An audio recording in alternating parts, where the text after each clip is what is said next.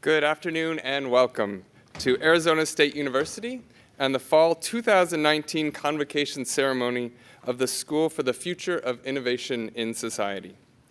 This is our school's 9th convocation, and we are thrilled to share this afternoon with you. My name is Jamie Wetmore. I am Associate Director for Academic Programs in the school, and I have the pleasure of serving as your Master of Ceremonies this afternoon. Before we start, if you do have something that rings, please turn it to silent. We also would like to start by acknowledging that we are gathered here on the ancestral and present homelands of Indigenous people, and we pay our respects to those that have inhabited this land, including the Acamel, Otham, and Maricopa peoples. Families, friends, and graduates, a distinguished platform party joins us for today's celebration. These faculty members and guest speaker are representatives of the faculty, students, and staff of our school, and I would like to introduce the platform party to you now. Please stand when your name is called, and if you could all hold your applause till the end, that would be great as well. First, we have David Gustin, founding director, Rachel Yanoff, who is our honorary guest speaker, Eric Johnston, Program Chair, Human and Social Dimensions of Science and Technology, Alexandrina Agloro, Assistant Professor, Andrew Maynard, Program Chair, Science and Technology Policy, Mary Jane Parmentier, Program Chair, Global Technology and Development, Heather Ross, Program Chair, Applied Ethics and the Professions, Thad Miller, Program Chair of Undergraduate Degrees, and Lori Heidinger, Director of Fiscal and Business Operations.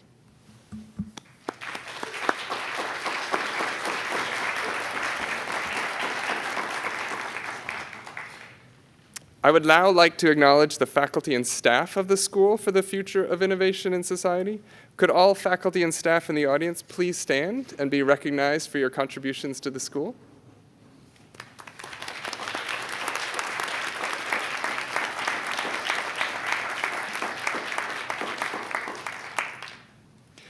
I would also like to acknowledge our alumni.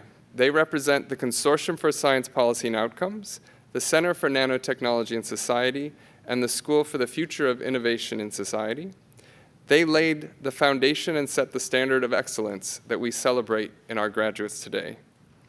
And of course, I do not want to forget the family, friends, and colleagues of our graduates. Your unwavering support in their academic journey has been invaluable. So could all family, alumni, friends, and colleagues of the graduates of the school, please stand to be recognized as well.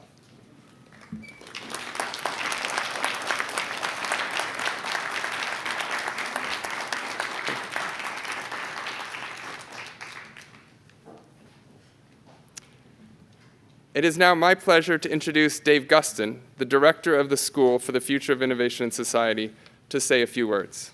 Welcome, Dr. Gustin. Thank you, Jamie.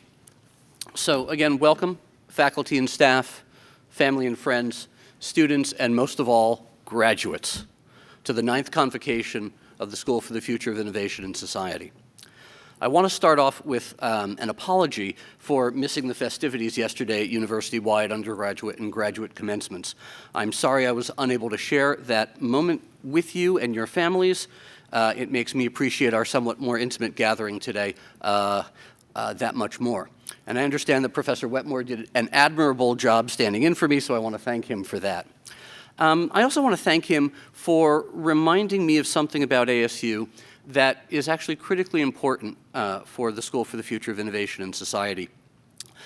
We often link the vision of our school to the university's 8 design principles or 8 design aspirations of the new American university that President Michael Crow articulated in his inaugural address back in 2002. Things like conducting use-inspired research, fusing intellectual disciplines, engaging globally, or enabling student success.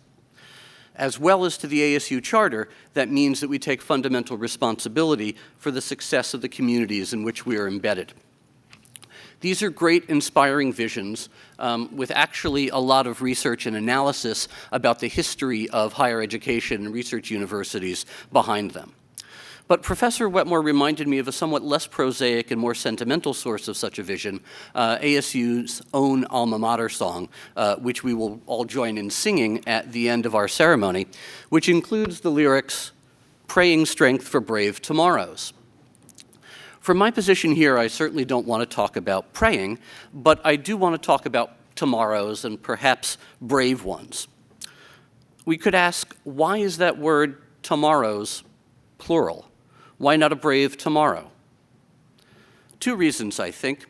One, perhaps the more straightforward, is that our literal tomorrow, Wednesday, also has a tomorrow, Thursday, and Thursday has a Friday, and so on, thus tomorrows.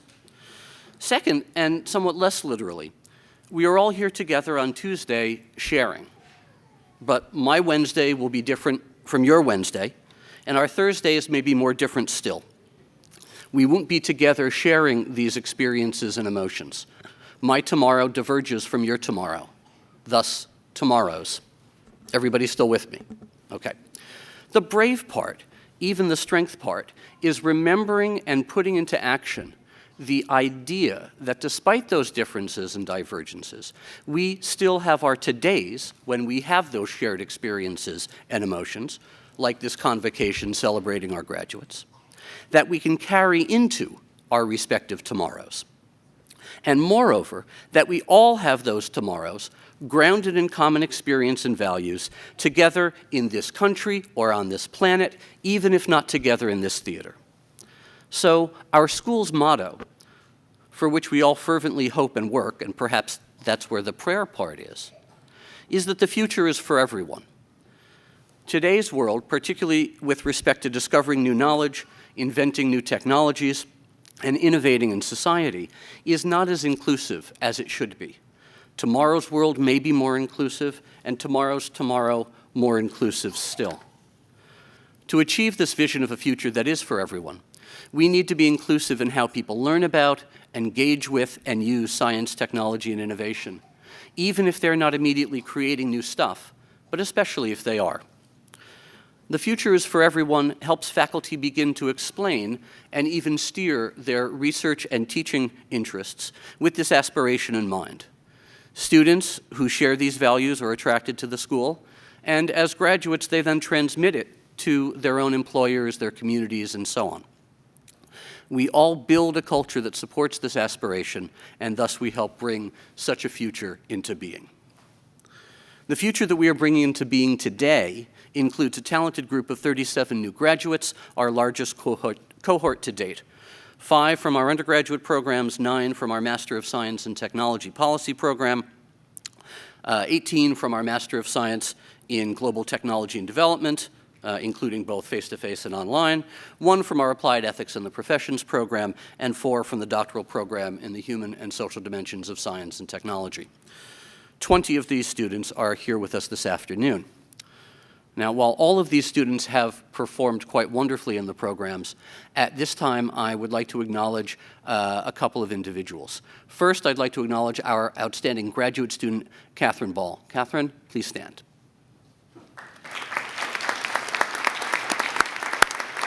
So, hang out there for a second. Catherine is well known to anyone who works in and around SFIS. She has been a constant, invigorating, and inquisitive presence over the last year and a half, continually involved in a wide variety of projects. To really explain why she is worthy of this honor, let me quote directly from Professor Andrew Maynard's nomination of her for this honor. Catherine came into the MSTP program with a clear focus on adding a science policy dimension to her interests around citizen science and conservation. As she was exposed to the teaching and culture within the school, she underwent a transformation, developing a passion for exploring novel and powerful ways to address environmental justice challenges through the lens of science policy and beyond. Her applied project on helium futures was groundbreaking in its community-led engagement around helium fracking and the development of a game-based approach to addressing complex environmental and social challenges. Her work with this helium fracking game garnered an honorable mention prize at a major academic gathering this past summer. The fact that Catherine has gone on to pursue a PhD within our Human and Social Dimensions program is a testament to how her thinking and vision has matured and expanded since joining SFIS. Please join me again in congratulating Catherine on being this year's outstanding graduate.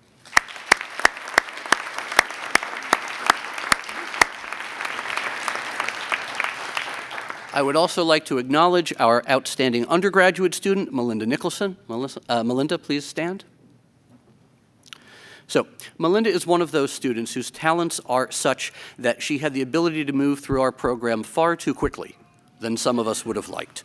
She joined us just last fall and has completed the degree in a year and a half, and doing so with flying colors. Her 4.0 grade point average would have qualified her for some of ASU's most prestigious awards if she had only taken 4 years to do it. Melinda exemplifies the type of student who does not have things handed to her, but manages to excel and bring others along with her. She was always ready to move conversation forward in the courses she was in, while making sure that others had a chance to speak and share their ideas. Melinda arrived at ASU after attending several community colleges, and like many ASU students, she has held a job beyond her studies. Now she is graduating with the highest honors from ASU, and she will be starting, as I understand it, the Applied Business Data Analytics Certificate at the W.P. Carey School of Business in the spring. Please join me in congratulating Melinda Nicholson in being this year's undergraduate outstanding student.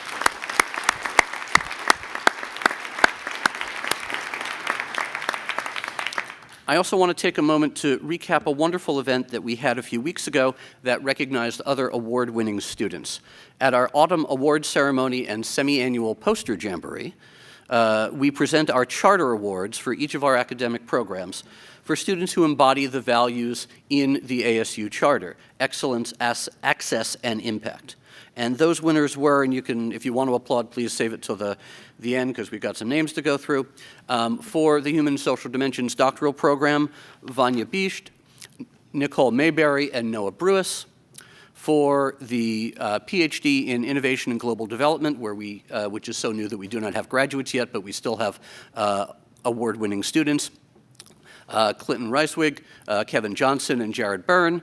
For the Global Technology and Development Program, Ranga Krishnamurthy, Claude Klausing, and Zineb Sirhan. For the Science and Technology Policy Program, Kelly Gamez-Warble, Matthew Contursi, and Brian Howard. And from the undergraduate program, Jason George, Robert Davis, and Melinda Nicholson.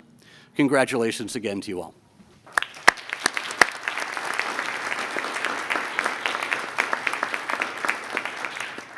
I would also like to acknowledge 3 of our graduates who have served in the armed forces: Carl Iverson, James McDonnell, and Veronica Pacheco, all receiving their Master of Science in Global Technology and Development. Carl, I think, is here today. So please stand and let us thank you for your service, Carl.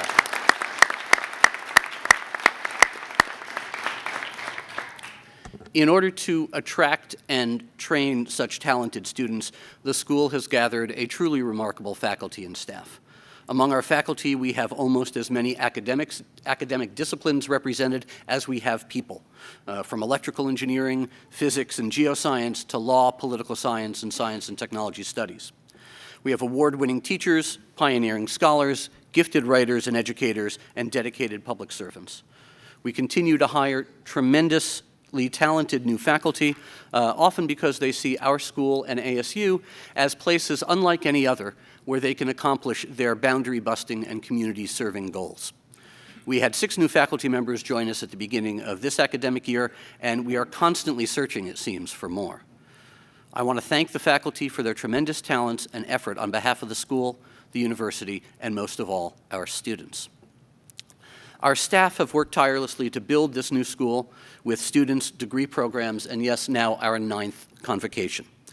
Newer staff members have integrated seamlessly with our long-serving, some might say long-suffering staff, to create greater opportunities for everyone, extending the school's voice, projects, and enterprise well beyond its previous boundaries, and serving students throughout their time at ASU, as well as their transition to their careers and to status as alums. Thank you for throwing your hard work and creativity into the school. None of us could do it without you. Universities regularly claim that they prepare students for the future. At SFIS, we make a set of plausible futures that lay before us a focus of our activities. We are planning now for the kind of futures that we want to inhabit.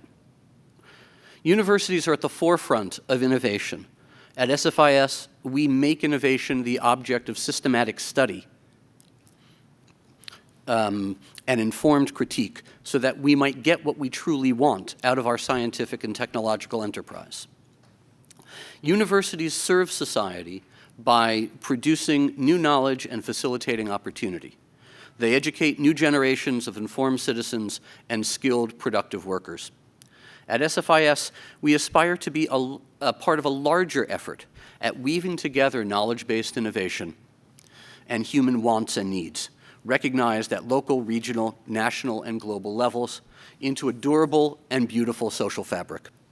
We have the privilege of attempting these distinctions at ASU, which has been ranked now 5 years in a row as the nation's most innovative university.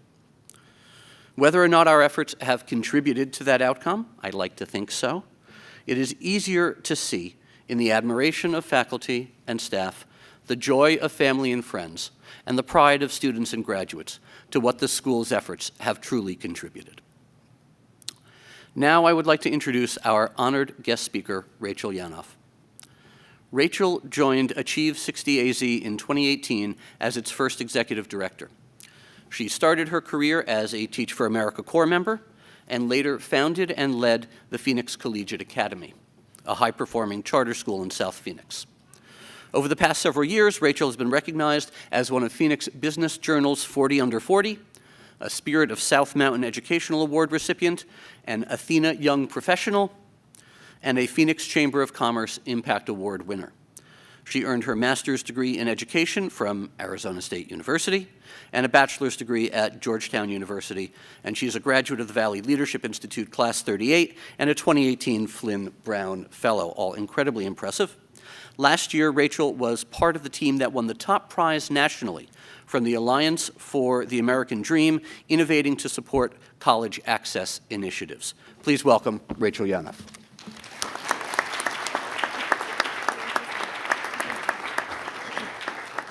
Okay, so the first rule of being a speaker is don't trip over the robe they gave you. We're going to work on that. So good afternoon. I have a lot of hair and a lot of eyelashes, so if it starts to be distracting, someone give me a sign there in the front. Congratulations to all the graduates here today. When I told some folks that I was speaking to you, I had to face the fact that in speaking to you all today, I am breaking one of my cardinal public speaking rules. Never speak to a room of people that are smarter than myself. You are an intimidating bunch. But with complete sincerity, you're an amazing group of thinkers, designers, and problem solvers, and spending time with you today is a complete honor for me. I also want to echo some of the earlier comments and congratulate the families and friends here today that support these graduates.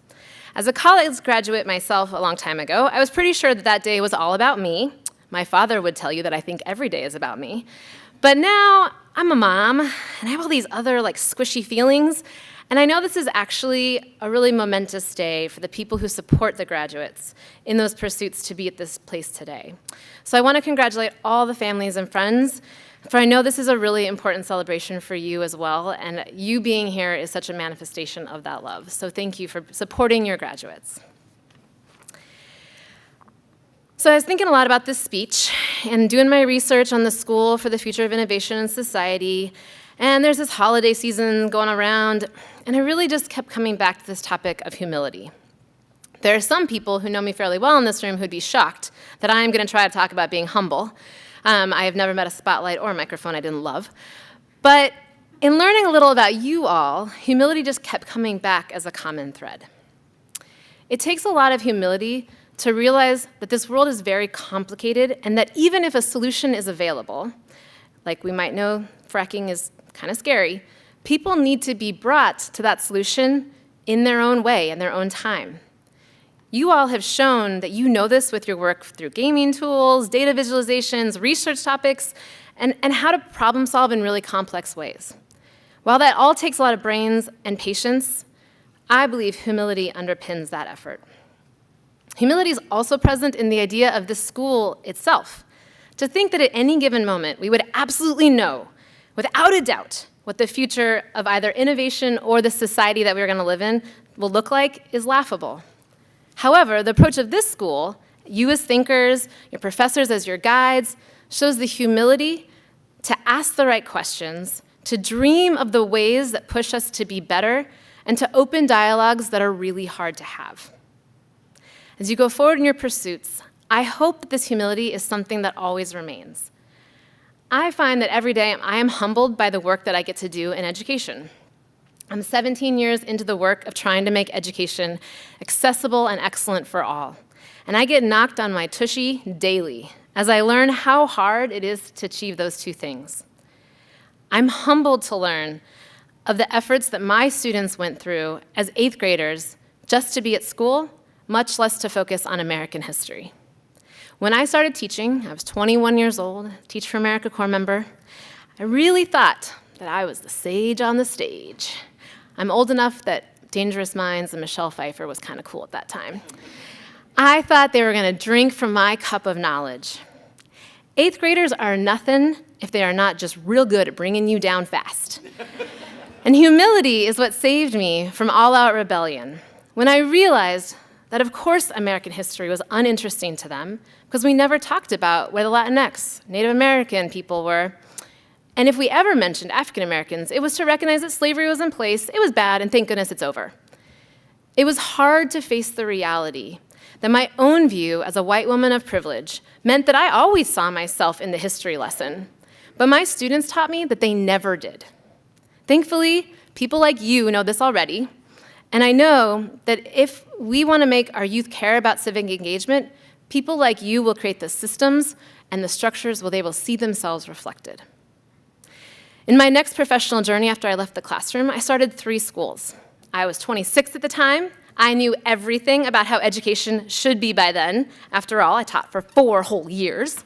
And I was pretty sure I knew what parents needed from a school, having never been a parent myself, but why would that stop me? I'm still very unapologetically proud of my 3 schools and what we did to prove that no matter who a student was, what level of income they had, what color their skin was, or their special education status or language learning status, every single one of our students went on to post-secondary education, including our completely visually blind student. I knew, because I knew everything, that education was the pathway to a life of economic freedom and choice. This is not the part of the speech where I'm humble. What I did not know, and what knocked humility into me really fast, was that while I thought kids and parents were going to be super excited about our schools because we were going to tell them the statistic that if you had a bachelor's degree over your lifetime, you'd earn $1 million more than your peers who didn't. What my parents really wanted to hear me say was that when their kiddos graduated from our high school and went on to that post-secondary degree, they'd be able to take a sick day. Just that. My blind spot and my lack of humility to even ask the right questions led me to assume that everyone just knew that salaries and benefits and a regular 40-hour work week where you'd have weekends off was a minimum standard of work.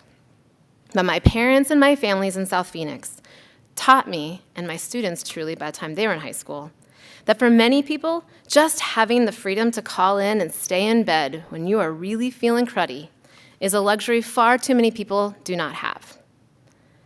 As you envision and design the future, humility to know what people really want is critical. In my current work, I'm in charge of a big, hairy, audacious goal for the state of Arizona to see 60% of our adult population in the year 2030 have an education beyond high school at some level. Something this big seems like a great place for someone who struggles with humility. Who needs humility when you have a boulder to move up a mountain? As you all know by now, the humility that comes in the work of researching the right things and truly hearing the different experiences of others is critical.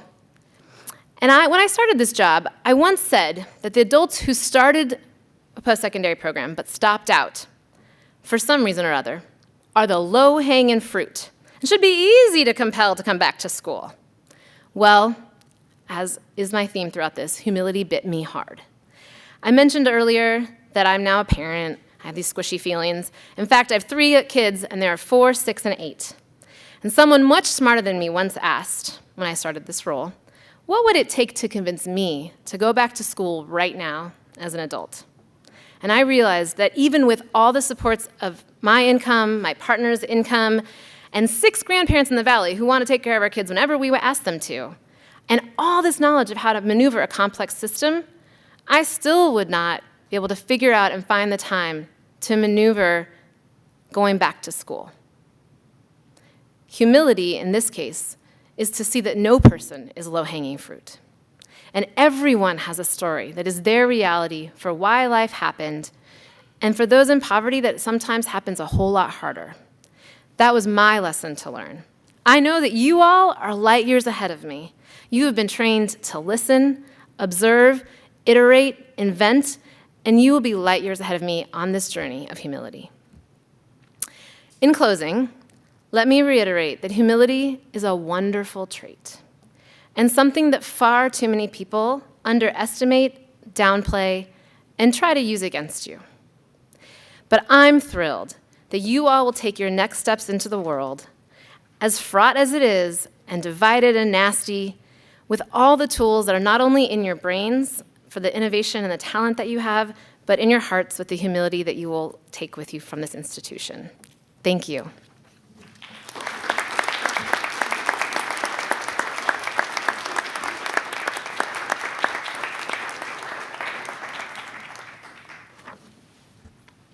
Thank you, Rachel. So we've heard from the faculty, and we've heard from our honored speaker. It is now time to hear from our students. Our school has chosen a student to speak on behalf of their graduating class, and that is Cody Statz. Cody has excelled throughout the GTD Masters with strong intellectual contribution to classes, impressive written work, and in the summer of 2018, he won a USAID Graduate Development Research Award to spend several months with an NGO working on sustainable water issues outside of Sao Paulo, Brazil. Cody is fluent in Portuguese, and he completed his degree with a 6-credit thesis based on his research on community imaginaries and perception of water resources in the future in Sao Paulo. He provides a unique contribution on how to privilege the voices of the marginalized communities. In this case, a community that supplies water to the city of Sao Paulo, but has its own unmet needs. Additionally, we are lucky to have Cody working with us at SFIS in the Center of Science for Science and the Imagination, and we look forward to his future work. Please join me in welcoming Cody to the podium.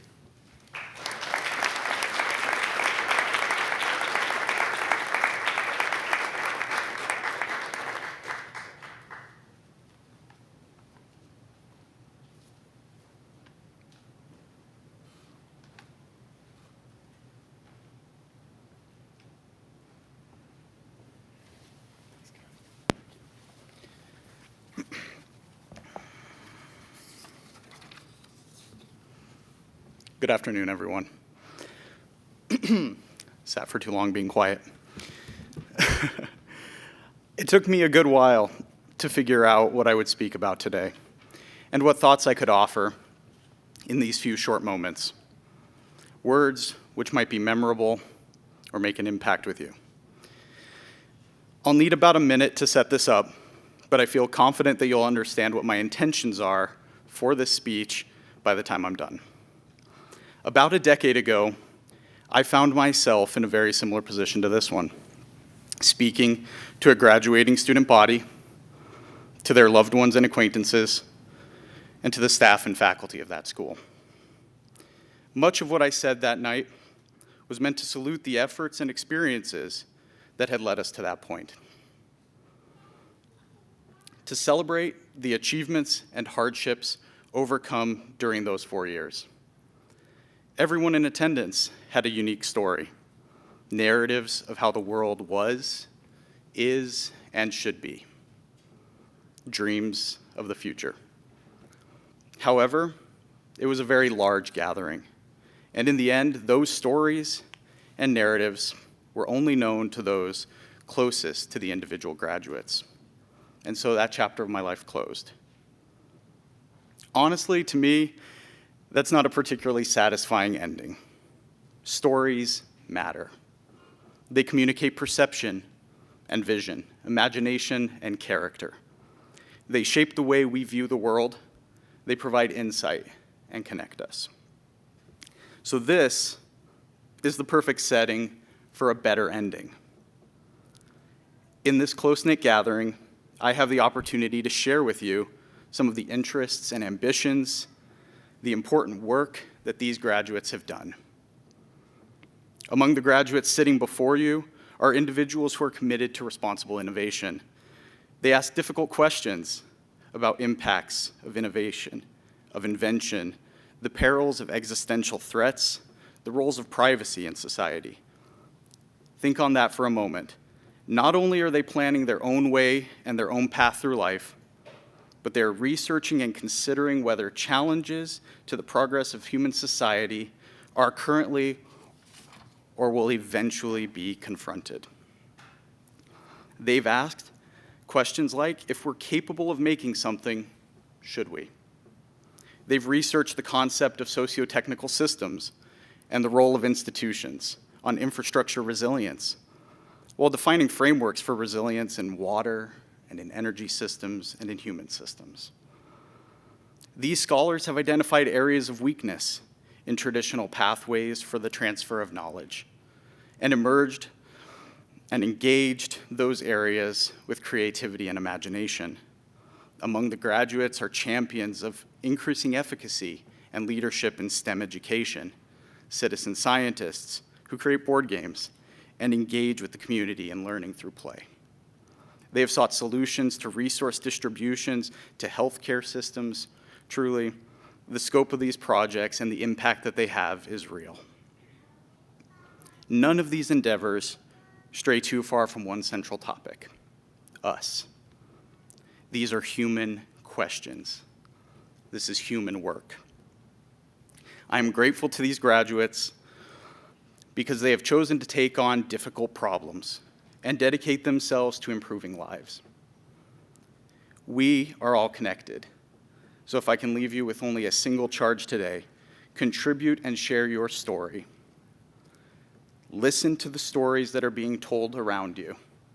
Consider the narratives that construct our world and how we fit into them.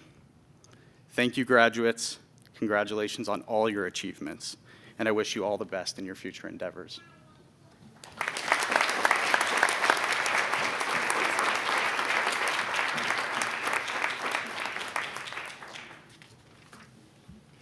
Thank you, Cody. It is now time to recognize our graduates. Our reader for this evening is Alexandrina Agloro, assistant professor in our school. Please give Dr. Agloro a round of applause.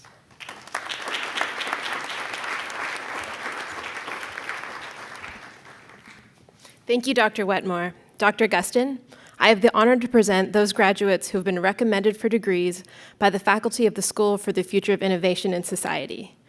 Will the graduates for all programs please rise and come forward?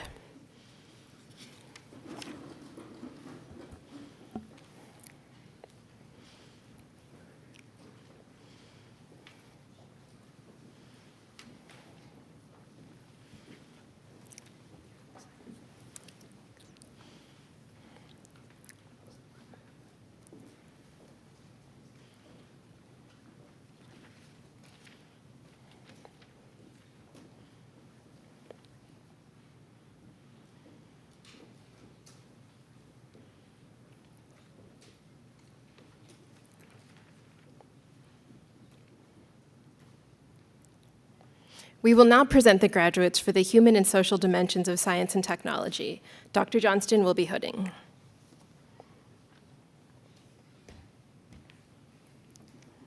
Chang Duck Gim.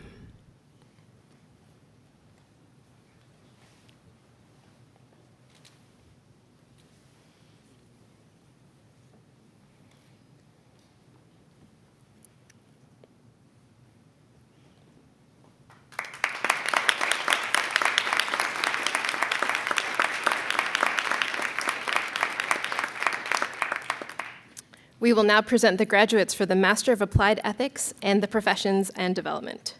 Dr. Ross will be hooding. Errol Glenn Alad.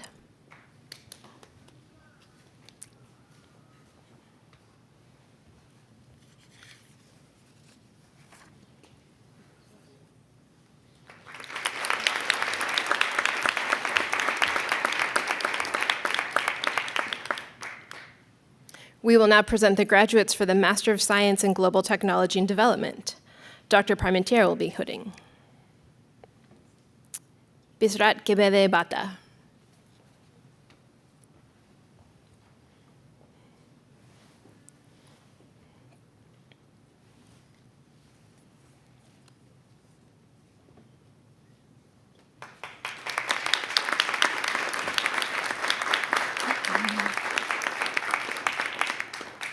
Justin Ryan Haley.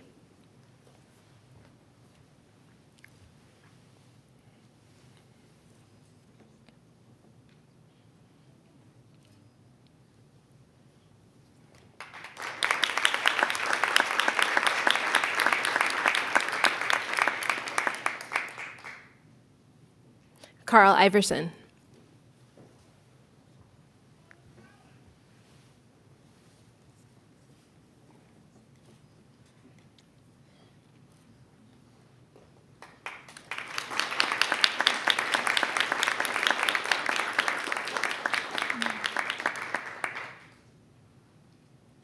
Brittany M. McCall.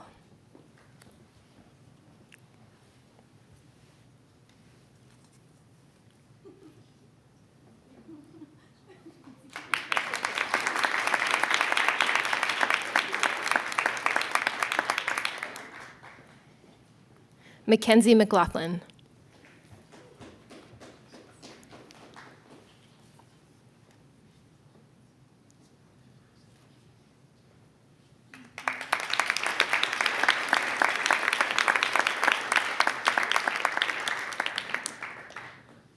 Tomas Adam Gabriel Montoya.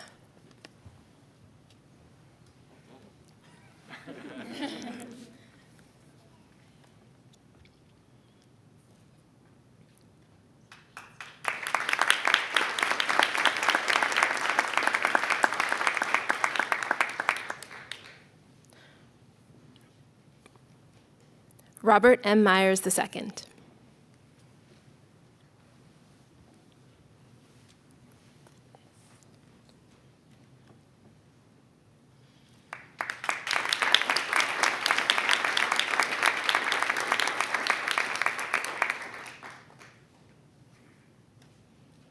Cody Bertrand Statz.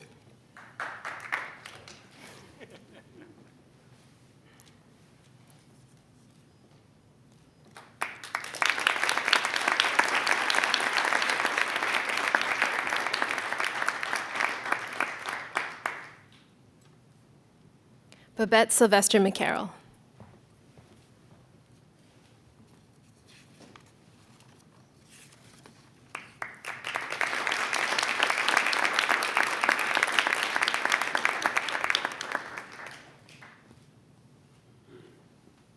We will now present the graduates for the Master of Science in Technology Policy.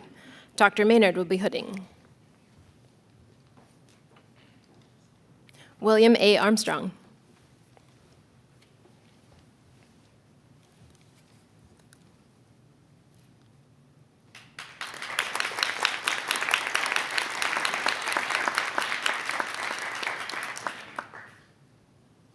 Catherine Ball.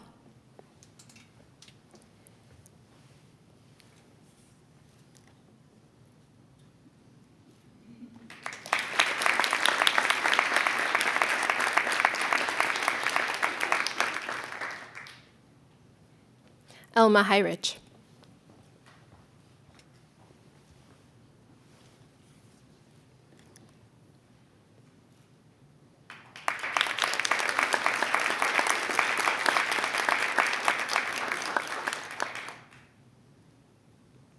Elliot Kemper.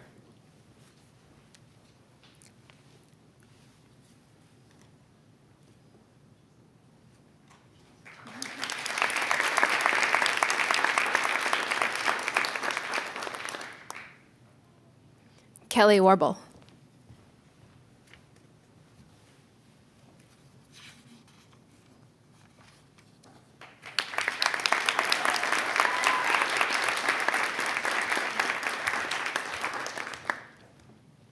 We will now present our 5th class of undergraduates. Dr. Miller, please come to the stage. Margaret Mary Huddleston.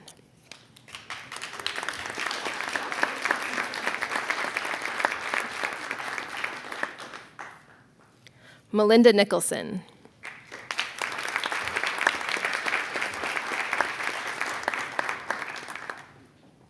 Justine Buñuelas.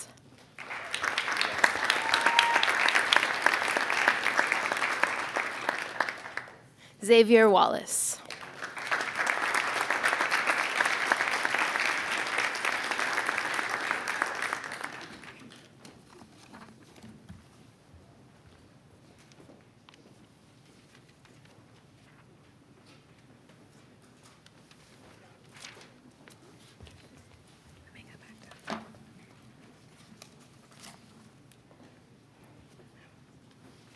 I'm just putting. Okay.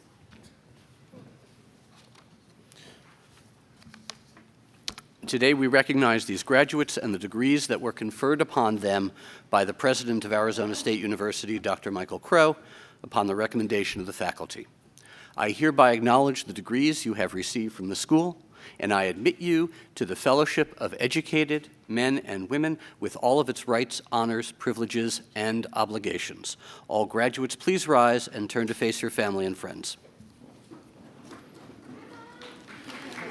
Families, friends, and graduates, Arizona State University and the School for the Future of Innovation in Society proudly present the graduates from the fall of 2019.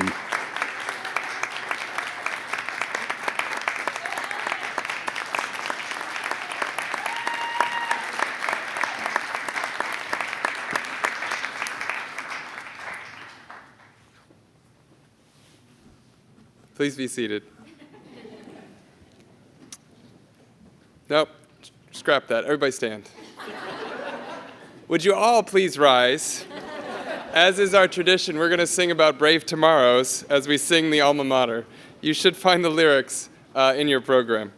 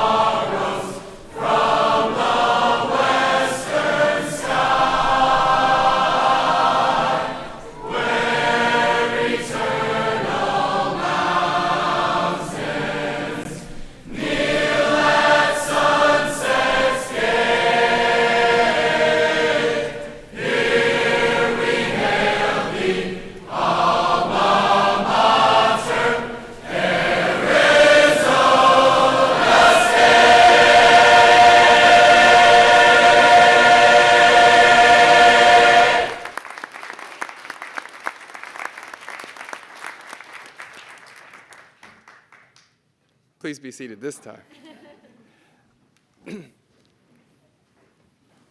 Graduates, you should know that your alumni colleagues in the back were throwing some pitchforks at the end of that. So, this concludes the Fall 2019 Convocation of the School for the Future of Innovation in Society.